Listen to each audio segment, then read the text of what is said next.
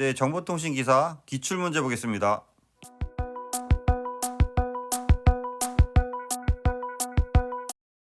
좀 더 많은 자료를 원하시는 분은 보시는 카페에 오시면 체계적으로 자료가 정리되어 있습니다.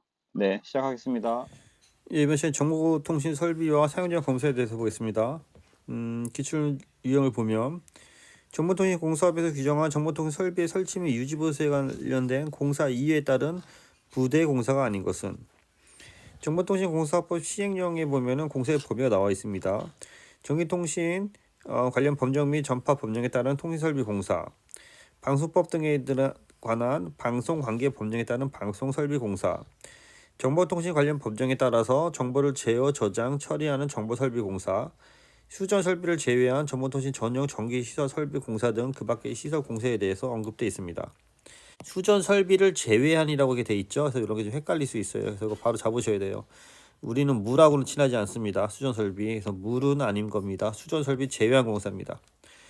전기통신 관련 법령 및 전파 관련법에 의한 통신설비 공사, 정보통신 관련 법령에 의해 정보설비를 이용하여 저장, 제어, 처리하는 공사, 방송법 등에 대한 방송 관련 법령에 의한 공사. 이 내용이 잘 정리되어 있으니까 참조하시고요.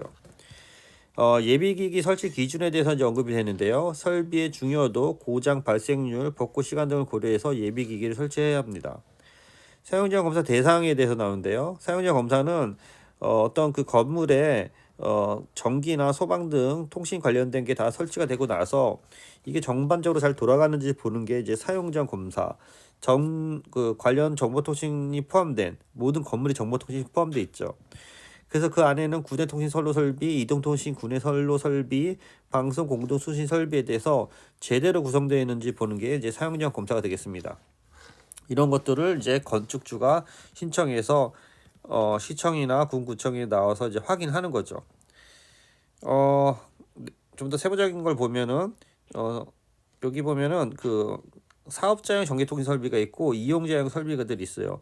이 안에 이제 이용자 설비 안에 이제 유무선이 있고 유무선 기기 안에 들어가 보면 이제 건물이 있는 거고 그 건물 안에 이제 유선망 같은 것들이 이제 깔려 있는 거고 유선망을 기반으로 해서 AP나 또는 이동통신 기지국 중계기를 통해서 이제 통신이 되는 거죠. 그래서 정보통신 설비는 이용자가 설비, 사업자 설비, 유무선 설비 등으로 구분할 수 있고 정보통신 설비란 유무선, 광선, 급박의 전자적 방식 등등에 대해서 이제 송수신한 거다. 자주 나오는 거니까 보시고요. 앞서 얘기한 그 사용자 검사를 하는데 사용자 검사 면제 대상이 있어요.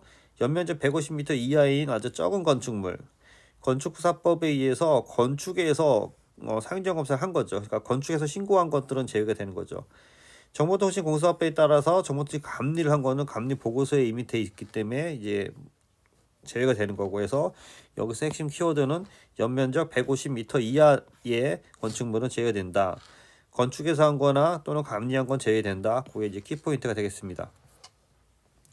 정보통신 공사업의 정보통신 설비에 대해서 계속 얘기를 하고 있고요. 정보통신 공사법 시행령에 보면은 정보통신에 대한 어떤 그 범위가 나와 있는 거고 전기통신 설비 안정성 및 그 신뢰성에 대한 기술 기준이 별도로 있고요. 여기 보면 대응 체계의 명확화에서 연락 체계 되는 거죠. 권한, 비상 상태 등 체계하고 직원의 집합, 응급, 복구 활동에 대한 연락을 위해 필요한 조치를 강구해야 되는 거고요. 방송통신 설비 기술 기준에 보면은 분계점이라는 게 있고요. 방송 설비가 다른 사람의 방송통신 설비와 접속되는 경우 그 건설과 보존에 관한 책임 등 한계를 명확하게 위해서 분계점에 대해 설정한다. 경계점이 되는 거죠. 보호기 접지가 있고 벼락 또는 강전류와 같은 이상전류, 이상전압으로 유입될 경우 방송 설비에는 과전류, 과전압을 방전하거나 이를 제한하기 해서 차단하기 위한 보호기가 설치되어야 되는 거고요. 사용자 검사는 정보통신 공사 사용 전에 신축, 증축, 개축 중 건축물에 설치되는 구내 통신선로 설비, 방송 공동 수신 설비, 이동통신 구내 설비 등에 대한 시공 품질을 확보하기 위해서 제대로 되어 있는지를 검사하는 것이다. 그래서 정보통신공사법 36조가 기본이 되는 거고요. 사용자 검사에 대한 예외 사항은 150m 이내는 예외가 되기 때문에 150m 제곱 이상에 대해서 신증축 건축물에 대해서 사용자 검사를 하고 처리기한은 14일 이내 하고 구비서를 해서 대리인이 위임장을 해서 제출할 수 있습니다. 사용자 검사에 대한 대상은 150m 이상이고 국내 통신 선로 설비, 이동 통신 설비, 방송, 공동, 수신 설비가 되는 거고요. 유해 공사는 아까 얘기한 그거 외에 정보통신 설비가 설치되지 아니한 지하층, 축사, 차고, 건축물, 충수, 연면적 계산이 포함되지 아니한다. 그래서 이런 것들은 예외 공사에 들어간다라는 거죠. 기출 유형을 보면 정보통신 설비의 사용자 검사에 대한 설명을 옳지 않은 것은 사용자 검사를 받으려고 하는 자는 신청서를 제출해야 된다. 당연하죠. 사용자 검사 신청을 받은 자는 지자체의 장은 검사를 실시해야 되는 거고 검사 결과가 부적합하다고 판단하면은 즉시 시설물을 해체하는 게 아니고 다시 이제 보완 요청을 할 수 있는 거죠. 보완 요청.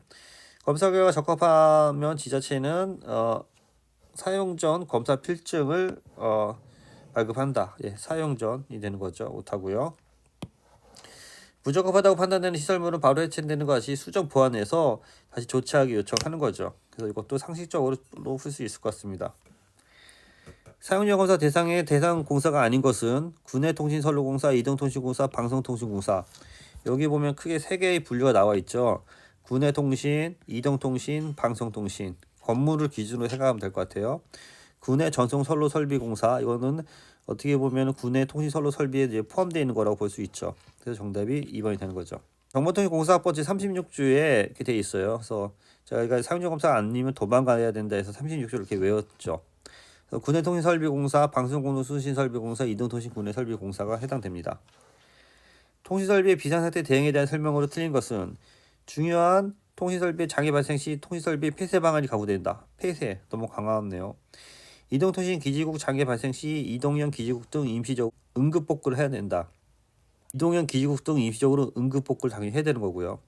연락 체계의 권한 범위 등 비상 사태 시 체계를 명확히 설정하고 복구 대책에 대한 실시 방법을 순서대로 정해야 되는 거죠. 앞서 얘기한 비상 사태에 대한 대응 방안에 대해서도 법적으로 정리되어 있습니다. 다음 중 비상 사태 대응에 대한 설명이 틀린 것은 중요한 통신 설비에 대한 비상 사태, 이거 똑같은 문제네요. 이 내용이 틀려졌네요. 보니까 19년하고 22년하고 이 안에 내용이 틀려진 건데 정답은 같은 거고, 임시통신설비 배치 및 임시통신예산 설정 등 대책을 강구해야 되는 거고, 연락체계 및 권한 비상사태 등에 대한 체계 확립하고 복구 대수에 대한 실시 방법 및 순서에 대한 어떠한 복구 대책을 성립하는 거죠. 그래서 비상사태 대응 매뉴얼을 공공기에서 만들어서 관리하는 것으로 알고 있습니다. 다음 중 정보통신 설비의 보전을 위해 예비기기 설치 시 고려 대상과 가장 거리가 먼 것은 설비의 중요도, 고장 발생률, 설비의 설치 비용, 복구 소요 시간. 상식으로 봐도 설치 비용은 관계가 없는 거겠죠. 안전성 및 신뢰성 기술 기준에 대한 예비기 설치에 대한 어떤 그 기준이 있는데요. 중요한 통신 설비가 자체만으로 신뢰도를 충분히 확보할 수 없는 경우에 설비의 중요도, 고장 발생률, 복구 소요 시간 등을 고려하여 예비 기기를 설치한다. 다만 이에 준하는 조치를 강구하는 경우에 그러지 아니한다. 다른 방법이 있으면 그렇지 않다라는 거죠. 예비 기기를 설치하는 경우에는 운영 중인 설비에 장애 발생했을 때 이를 예비 기기로 신속히 전환해야 된다. 그래서 요즘은 그 예전에 그 카카오 사태도 있고 아이언 사태도 있고 그래서 이 백업 방안이라든지 그것에 대한 문제가 간혹 나올 수 있으니까 참조해서 정리하시기 바랍니다.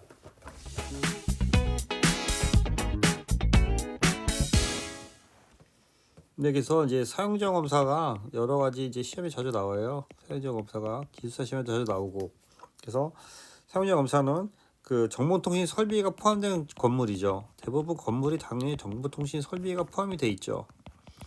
정보통신 설비가 포함된 건물에 건축수가 사용하기 전에, 아예 앞서 사용하기 전에, 그래서 사용 전 검사가 되는 거죠. 그래서 검사하는 제도가 되겠죠. 이 건물주는 사실 건물주 뭐 대리인이 되겠죠. 사용 전 검사를 신청하죠. 사용 전 검사를 신청을 하고 그 사용 전 검사에 대해서 성공을 하면은 문제가 없으면은 검사 필증을 교부받죠. 그러면 건물주가 이제 위탁을 주는 거죠. 공사업자나 거기다가 건축이라든지. 그러면 검사 신청서를 작성을 하고 준공, 설계, 도서 가는데 건축주, 건물주 이름으로 가는 거죠. 그러면 사용자 검사를 어디다 신청하냐? 지방자치단체의 장한테 신청하는 거죠. 시장, 군수. 또는 구청장, 공공기관에 신청하는 거죠. 그러면 공무원들이 나와서 사용자 검사를 하고 14일 이내에 사용자 검사를 해야 되는 거고, 사용자 검사가 이제 성공하면은 검사 필증을 주고, 안 되면은 시정 보완 조치를 하는 거죠. 시정 보완 조치를 한다. 그래서 사용자 검사에 대한 그 검사의 그 대상은 150 연면적 150m² 이상 6층 이상의 건축물이 되는 거죠. 반대로 면제 대상은 연면적 150m² 이하의 건축물이나 또는 사전에 통신 감리를 받은 거. 이 사전에 통신 감리를 받았다는 거는 통신 감리에서 사용자 검사 신청한 거랑 똑같은 거니까요. 그 이외에 경미한 공사를 얘기했었죠. 그런 것들은 사용자 검사에서 제외될 수 있다. 또는 건축에서 감리받는 것도 건축에 포함되어 있기 때문에, 그래서 보면은 건축사 안에, 건축사무소 안에 이제 통신 기술자가 이제 포함되어 있어서 같이 사용자 검사를 받아서, 이런 같은 경우에는 사용자 검사를 안 받아도 되는 경우가 있습니다. 네, 참조해서 정리하시기 바랍니다. 수고했습니다.